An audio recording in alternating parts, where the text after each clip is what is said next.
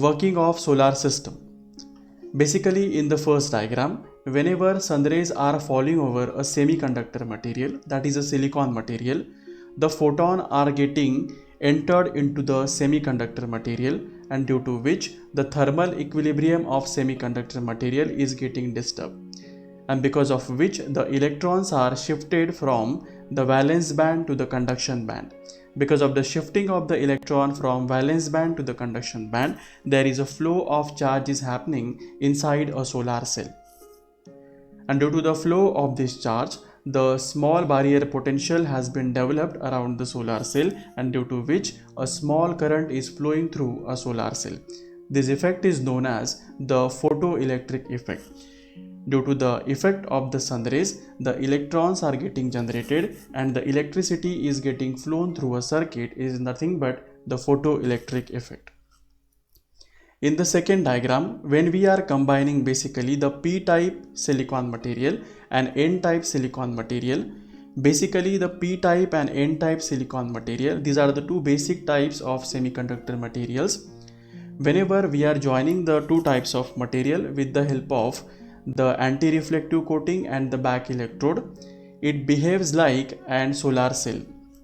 Basically, whenever a sun rays were falling over a solar cell, the photons are getting absorbed by the semiconductor material. Due to the absorption of a photon, the thermal equilibrium inside a semiconductor material is getting disturbed, and due to which the electrons are getting shifted from valence band to the conduction band for particular atoms, and due to which the small barrier potential is getting developed. As we know, the n-type silicon material is having the more concentration of an electron, and p-type of semiconductor material is having the more concentration of a hole. Whenever our sun rays are or much sun rays were falling over a silicon material or semiconductor material, the electrons are getting concentrated towards the n side and holes are getting concentrated towards the p side, and due to the concentration of electron hole pair, the small barrier potential has been developed or the small voltage is getting developed. It is also called as a photovoltage. And due to the development of this photovoltage, a small milliampere current is getting developed.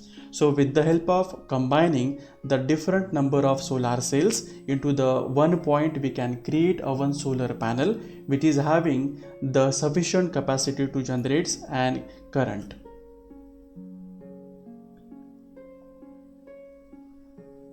In brief, we'll see the working of solar system. When the light reaches to the PN junction is nothing but where we are combining the p-type and n-type of semiconductor material, the junction between or the depletion layer between the two junctions. The light photons can easily enter in the junction through very thin p-type of layer. The light energy in the form of photon supplies sufficient energy to the junction to create a number of electron hole pairs. The incident light breaks the thermal equilibrium condition of the junction.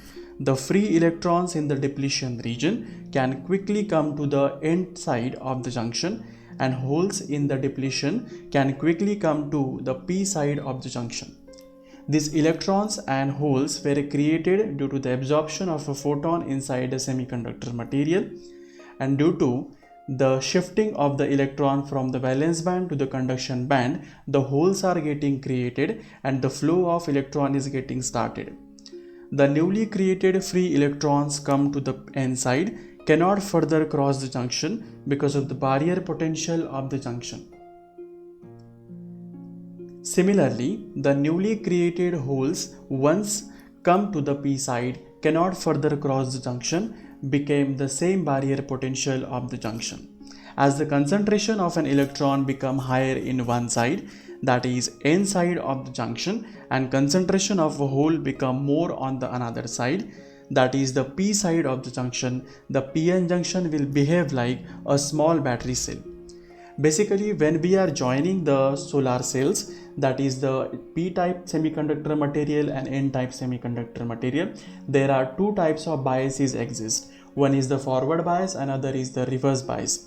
Whenever we are giving the extra potential to the semiconductor material, the electrons are getting start running through a system. Basically it comes under the forward bias material, and when the concentration of p type and n type material is reversed inside a system, it comes under the reverse bias of material.